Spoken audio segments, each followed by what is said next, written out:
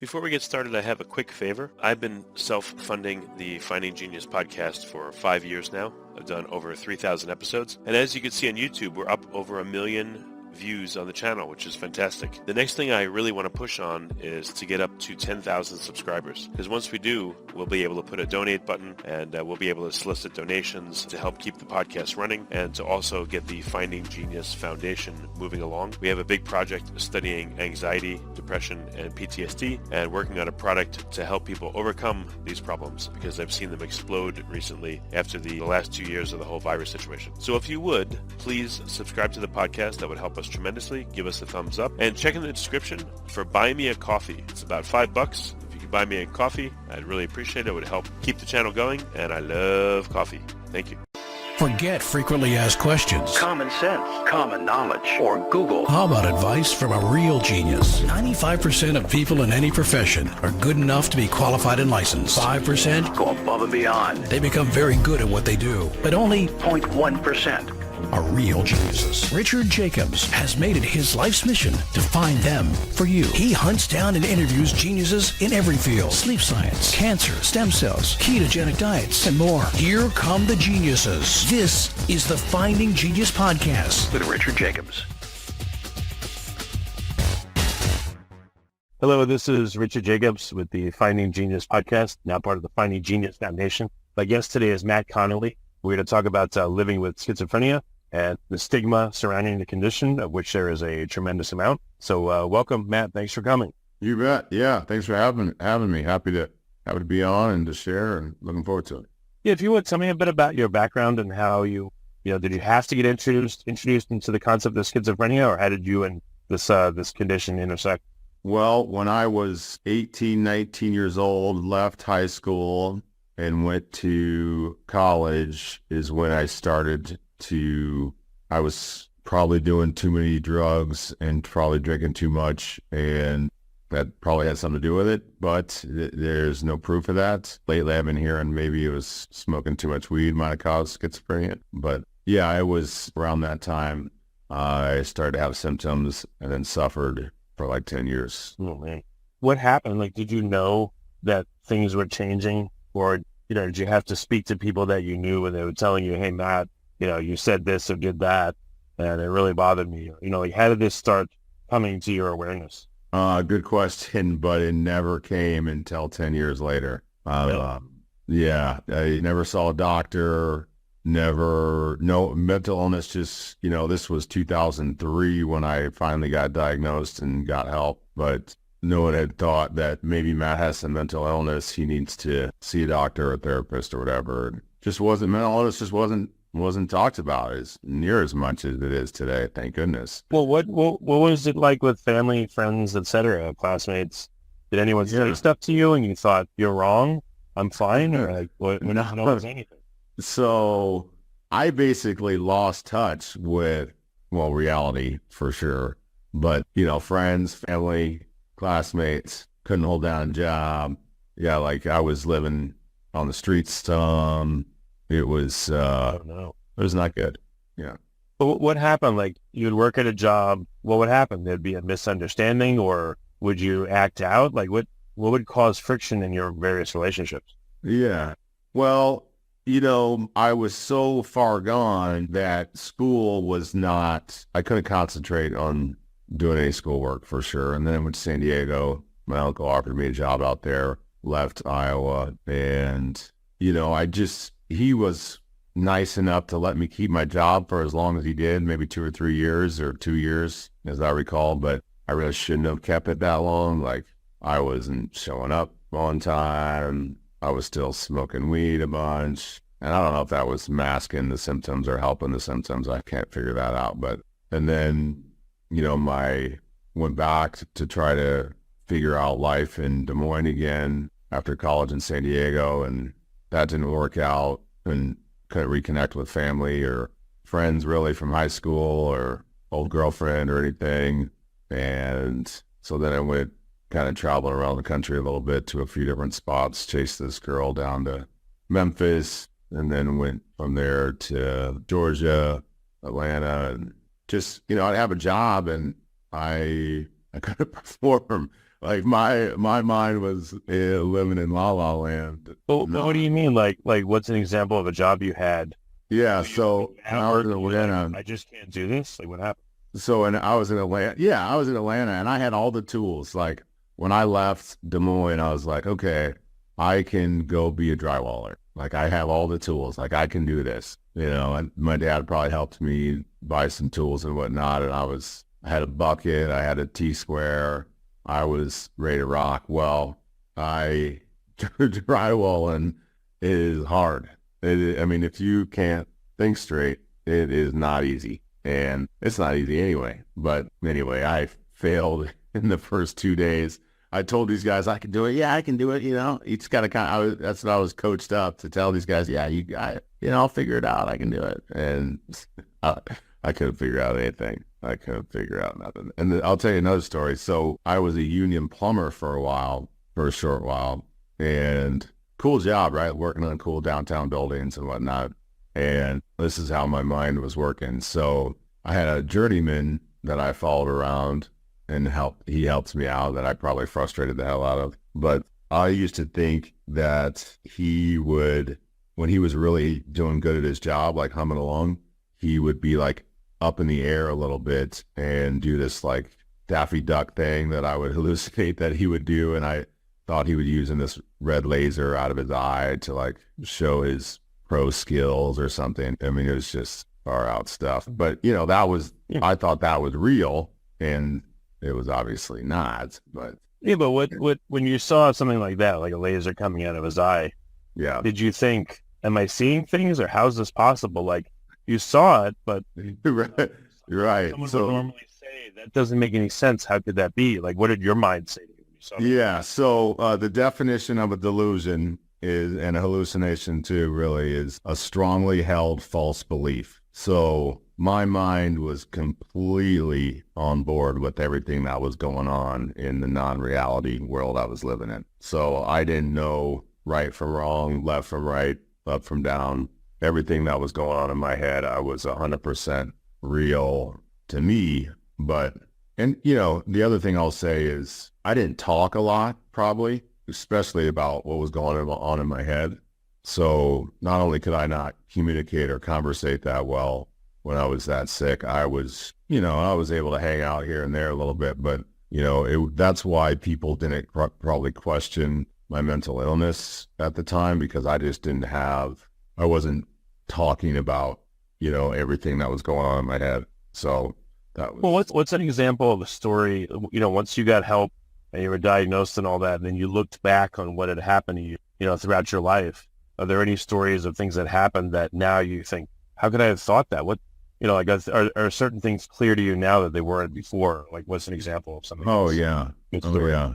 Yeah. So let's see. And by the way, I did not drink a bunch and do much drugs after college. I was just smoking weed in California, but that was part of the deal. Like, I was so high on whatever my brain was thinking at the time. I didn't need drugs and alcohol much anymore, so I was doing very little of that. But people still thought I was probably doing too much drugs or on alcohol. I know my parents probably did, and they'd see me every so often and think that I was just, I don't know, too much drugs or whatever. But anyhow, so for like the last 6 years, a good 5 or 6 years, it wasn't all that often that I was on drugs and alcohol at all. But one thing that, not to get political or anything, but, this is, I don't know if I should say this, but I'm gonna, I guess. Right. So I used to watch Fox News all the time.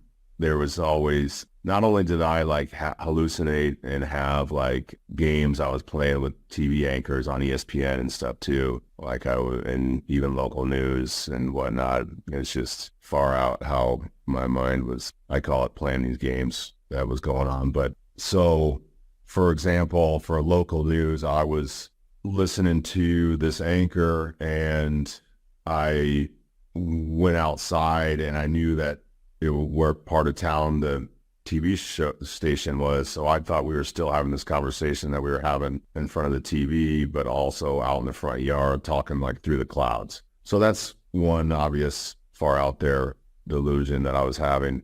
But what I was going to say is, so Fox News, you know, good looking women on there all the time. I was like, okay, I didn't have any political preference either way. I didn't know any better of anything.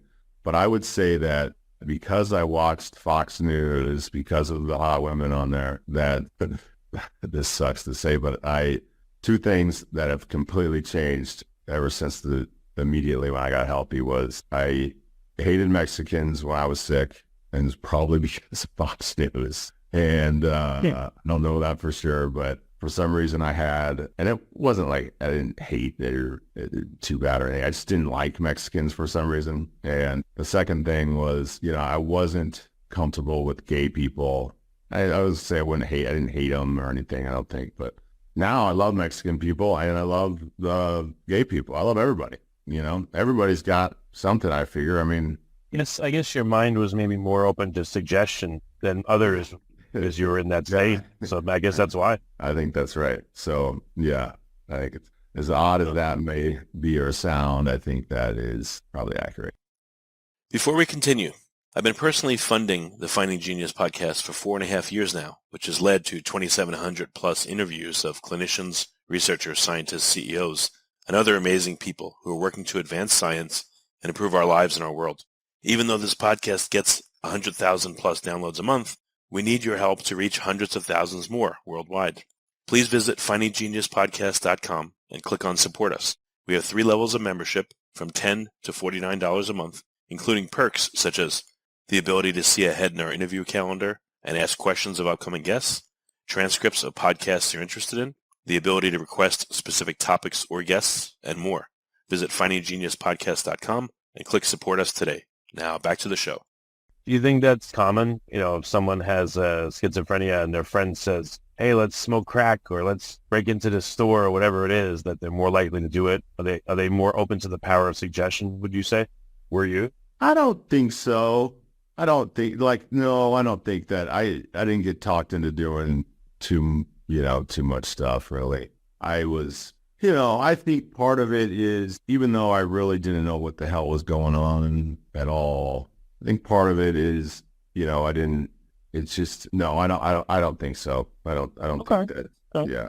Well, what happened around the time? Like, how did you get diagnosed? What was going on that led to you to speak to somebody to get a diagnosis? Let's talk about that part. Okay. Well, that is, I'll talk a little bit about it. It's not something I'm proud of, but none of it is good. And when I was sick, I was, Yeah, I just want to let you know you're incredibly brave for coming on here and talking about this at all. So don't worry. Yeah. Thank you. And I appreciate you're welcome. Come on. So sure it's scary stuff, but thank you. Yeah, it was scary being me, but it was scary being around me too. I mean, I probably smiled very, very rarely, and I don't know if you've been around people that are sick like I was, but, My uncle was, but he was older and he was really, really far gone. So he was really like a caricature of a person, unfortunately. But he was, again, when I knew him, he was like in his 70s, and onwards. But, I think it's a different situation than a younger person, Sure. Yeah. So I got in trouble with the law, and I basically just scared the hell out of some people. Somebody thought I had a gun. I did not have a gun. Thankfully, I'd never had guns, still never. But just spooked the heck out of some people. Cops were alerted.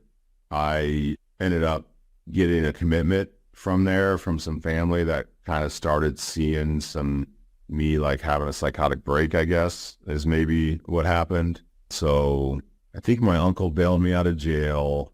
I think that I got a commitment right after that. And then I got hospital. Yeah, well, you waited for you and committed you? I think my aunt and my mom committed me. Okay.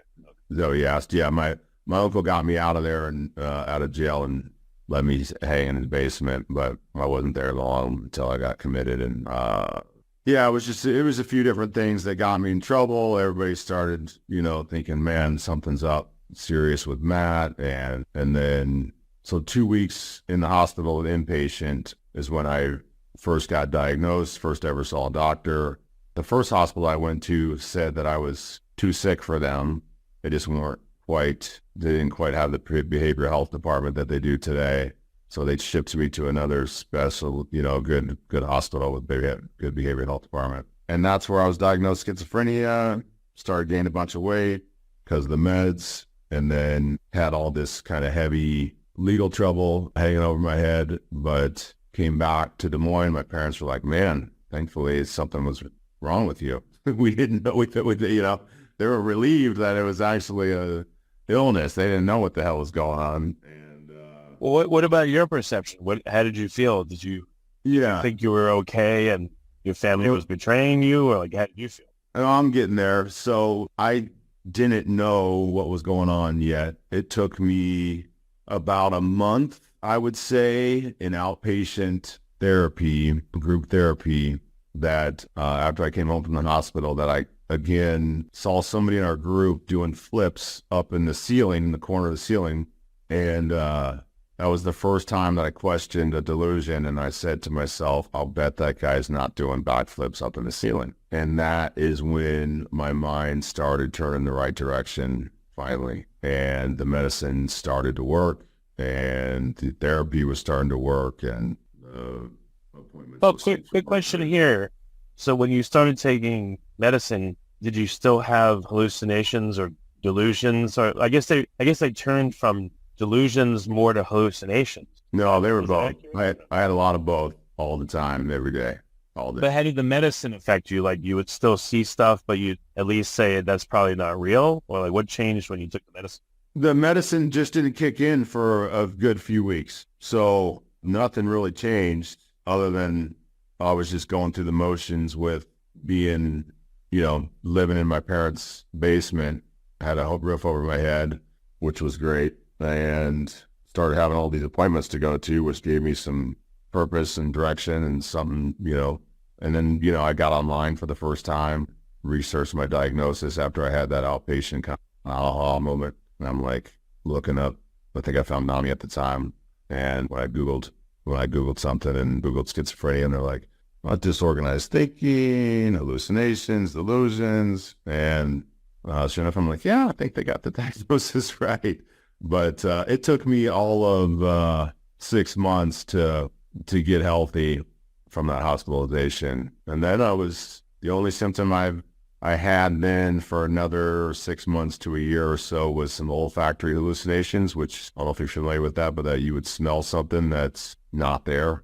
Usually it was a bad smell, so I'm in my office now, and if it was back then, maybe I could smell like dog crap or puke or gross. How strong were those hallucinations, the olfactory ones? Were they like overpoweringly strong? Yeah, so they were, and your mind would just go out there on why you were smelling it and where is it coming from and all this stuff. Like it would just, again, go out in a distant place your mind would try to make sense of it, I guess. And there is no sense to be made of it. So what happened when the medication started affecting you and started working? What changed? Well, I could think clearly. I could put thoughts together. I had feelings. I could rationalize right and wrong and direction, and everything started coming back to me. I was on the honor roll before all this went down in high school, and varsity wrestler, and had a lot of friends, president of the school. I mean, I was rocking up until I hit college, and then some of that started coming back, I guess. So from the time you started having problems till you got, the medication started working, did it get worse over time? Like what was it like to deal with this, say, after 1 year versus after, 10 years, so however long you dealt with it? Yeah. So it was bad all the time, but it progressively probably got worse. Like in college, the hallucinations and delusions weren't as 24/7 maybe. And then in California, they were a lot more often. In Memphis and Atlanta and Des Moines, they were all day, every day. Oh, wow. Would you lose track of days and time while this was happening all the time? Like, what was your perception of time? That's a good question. I don't know. I don't remember that really. I think 9/11 happened when I was sick, and yeah, it did. That was 2001, right? So yeah, I don't remember too many dates of anything else. I don't remember time too much other than some Were you able to form new memories of that time, or is it kind of wiped out? Oh no, I remember some of it. Yeah. Some of it's wiped out, but some of it I remember. I don't have that good a memory anyway, really, but yeah, I remember some stuff. I give talks on this story of mine all the time, and so I remember it that way. Public speaking wise, I usually tell the same story like I am now. I usually use note cards and don't have a question and answer. I appreciate this better. It feels like it's a little more fun to kind of wing it and just kind of saying a lot of the same stuff, but a little different structure. So when did you start interacting with other people? You said you went to NAMI. I guess that's the National Association for Mental Illness. National Alliance on Mental Illness. Alliance. Yeah. Yep. So NAMI was, I started just advocating, getting involved, which I've always said, the past is the past. I can't change it. I mean, like I was a sick person, real sick person. It is what it is. Or it was what it was. If I try to forget it or put it on the rug or whatever, it'll just come rear its ugly head later. So I've always thought just being an advocate, spread the message of hope and recover and believe in recovery. Recovery is possible. I've been symptom free for almost 20 years, and a lot of it is just because I don't forget about it. I mean, I don't go bragging about it or anything, but I've been an advocate with NAMI since the early days of recovery. I was helping with their state walk, and then I ended up running the walk for a few years, and then it was on their state board, and then I was on NAMI Greater Des Moines board and been helping them raise money for a lot of years, walk. Well, and I mean, what was it like when I'm sure you've interacted with other people that have schizophrenia or other mental conditions. What's that like when you speak to someone else that has schizophrenia? Do you understand each other more, or is it still, I mean, because of the nature of the condition, is it still alienated and isolating? Like, what is it like? Well, I can say that I just recently had an encounter with some friends of mine that have a nephew that's my age, a good friend of the family that had, his uncle, the friend of my dad's and friend of mine, called me a month or two ago and said, hey, my nephew is sick. I don't understand mental illness. I don't know what to do. And so we talked through it a few times, and then the nephew actually came to town and they called me, I think it was last week. And they're like, hey, what are you doing? I'm like, well, I just had an appointment cancel. They're like, can you come over? I'm like, sure. They're like, Lance is in town. We, want you to help us talk to him. So sorry, I should have said names maybe, but anyhow, he ended up, thinking that him and I were be able to talk to each other through mental telepathy or something. He was stumbling over what to call it, but something like that. And he was talking about the FBI bugging his house or room and all this. And, it was just the first time that I had been around somebody that was super sick like I was, that was completely out there. Like he is and was super sick. And, it sucks. I don't know. We've tried to help him. I think that he's on track in a hospital right now. But yeah, I mean, that was hard, just because I didn't know, I want to just be like, man, you're sick. And we asked him, have you seen a doctor? Or, it's like, no, I don't have any mental illness. Because I told him my story a little bit, and he's like, no, I don't have anything like that. I don't have anything like that.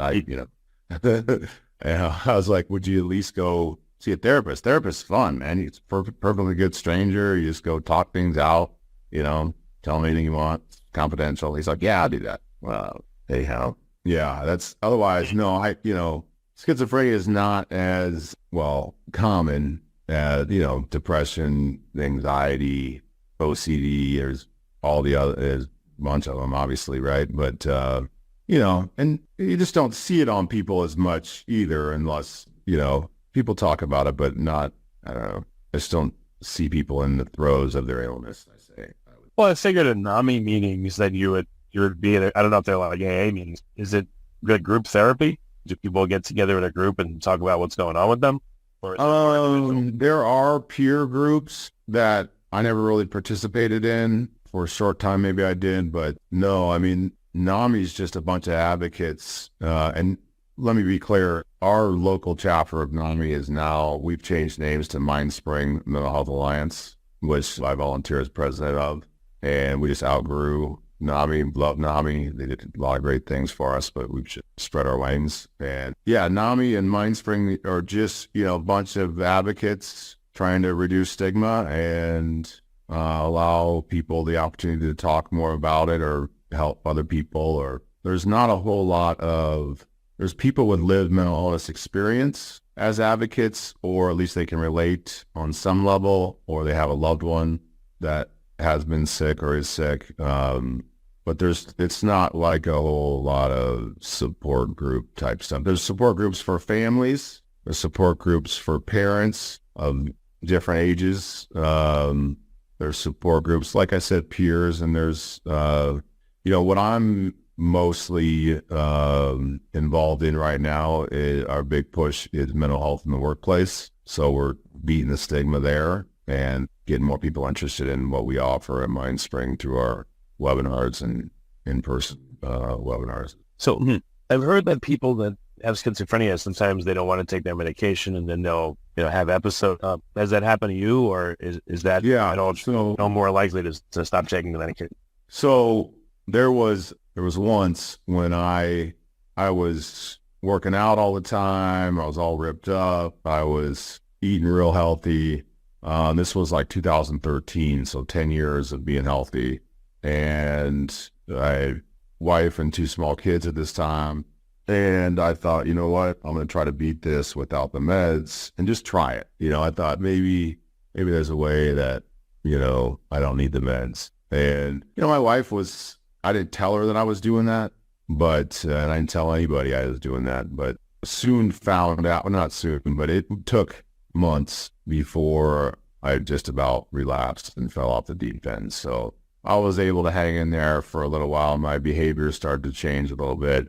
And then my wife checked my pill box. It was from a long time ago. And, my parents got involved, and I was like, it was all too much, and things were starting to change. Like one thing the doctor had always said, he's like, if you're going to relapse, you might get like mouth sores, or your eyes might get blurry or something. Your eyesight might get blurry or something. And so I felt like that was coming on, whether it was in my head or not. I felt like that was maybe coming on one morning, and I went to work, and I turned right back around, and I started taking medicine right after it all kind of came to a head with my family, and I avoided a relapse by the barely close call. But my wife will tell you I had some behavior changes, and she won't necessarily say I relapsed, but she said there was some definite. But she was able to notice. Yeah, not for a while though. I wish we would have noticed it a little sooner, but I also wish someone would have told me to go see a doctor in my 20s. But well, did you notice when you stopped the? You knew obviously what you were doing at first, but did you notice changes?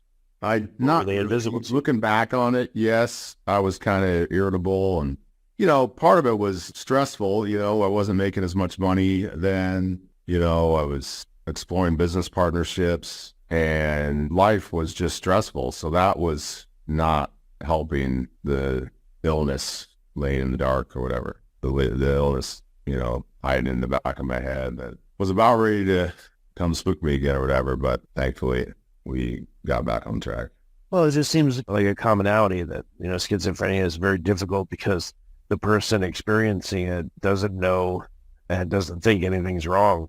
Yeah. So it just seems to be really tough, I guess, in that regard. Yeah, you're right.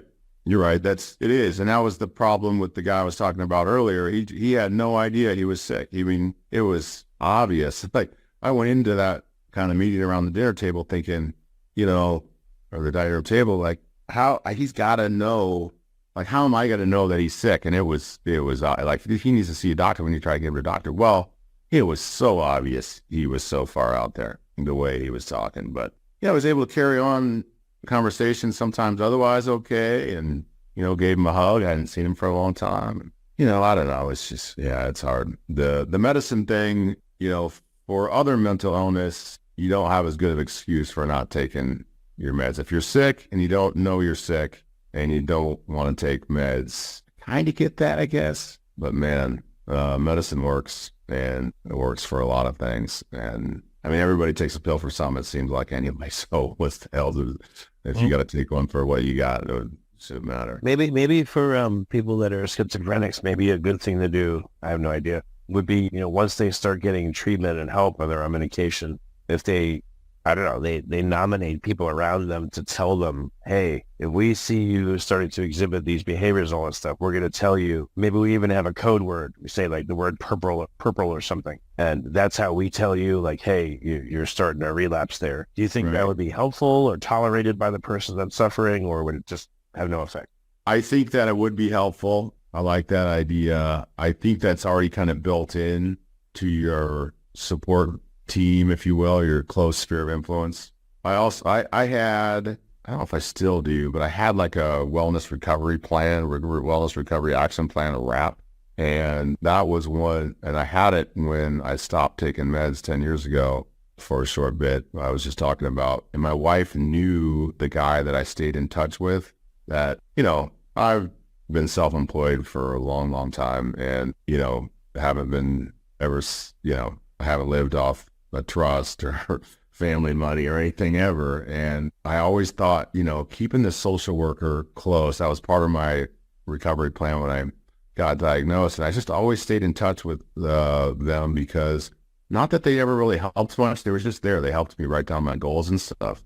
Well, Jody, my wife, knew the guy that I stayed in touch with, but even though it was only once or twice a year or something, his name was Gabe. So Jody went to him, called him, found him, and he knew exactly what to do to kind of help me get on track, or help her talk to me to get on track or something. But it helped her anyway, which helped me in turn. So keeping in touch with a social worker, is not, professional recovery plan, I'd say, but having and I have lost touch with social workers. I love social workers. They are a godsend, but I have lost touch with the ones that I stayed.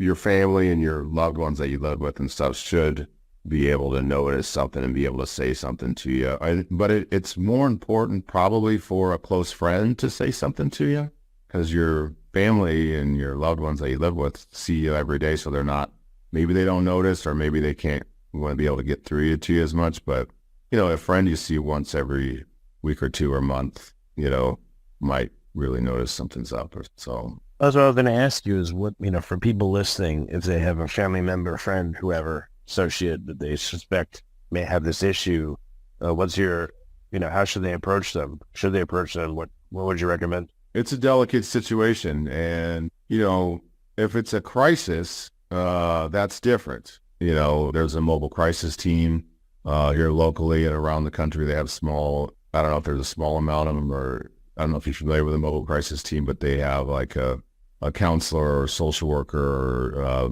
a cop trained in mental health, kind of as a team that can come instead of sending somebody to jail or diffuse a situation. A mobile crisis team that's experienced with a mental illness situation is a great tool, if you will, to use. The thing that I always say is the best, like what I said earlier, and I got Lance to agree to it, is, and you just having a conversation with people, it's more common all the time, where a lot of people go see a counselor, therapist. Mine, I don't talk symptoms with mine. I don't talk problems much. I talk, I call her my life coach, but I go quarterly, and we talk about anything, goals and family and all that stuff. So it's fun, is my point, to go talk to somebody that is a perfectly good stranger that you can say anything in confidentiality to. And, they'll recommend to that person if they need to see a doctor for some meds or diagnosis.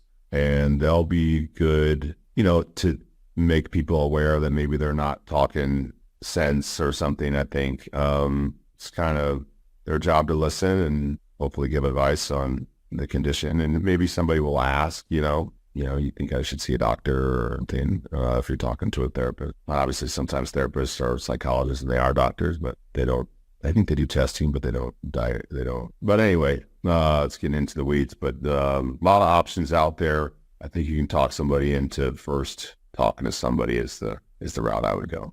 Rather than, hey, you need to go see a doctor, or hey, you need to be committed, or hey, you need to go to, we need to call the cops on you. Right. Yeah. I gotcha. Yeah. Okay. Yes. All right, Matt. Well, thank you for for coming on the podcast. It's, like I said, it's very brave of you, and really appreciate being here, sharing your story. What are resources for people listening that, again, maybe they're having a problem themselves, or again, friend, family, loved one, coworker, they sense or they see that something's happening? What are some resources for them? So I'm going to brag about mindspringhealth.org. We put on videos, live webinars for free once a day during the week, most every day of the week, on topics, all topics. We'll do one on a Monday about schizophrenia. We'll do one on Tuesday about stress around the holidays. We'll do one on Wednesday about a coworker that's hard to deal with, or, all of it. We've come up with our own material on a variety of different topics, and we've got a live mental health counselor, licensed therapist, if you will, on the other line doing the webinar, and people can chat online there about it while it's going on. And if you go to the webinar, you can listen to it again later. We've got room for 1,000 people on our Zoom, and we sell out all the time. Like I said, it's for free, but I think that's a great resource for people. It's an educational tool for people with mental illness, people with loved ones with mental illness, people that just want to learn about it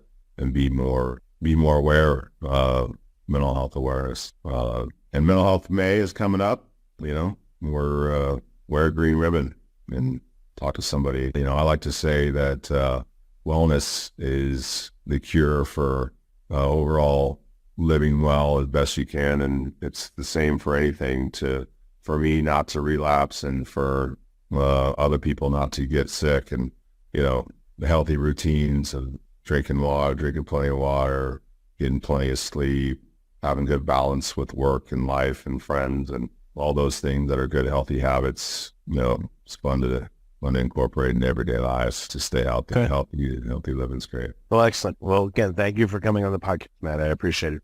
You're welcome. Thank you, sir. If you like this podcast, please click the link in the description to subscribe and review us on iTunes.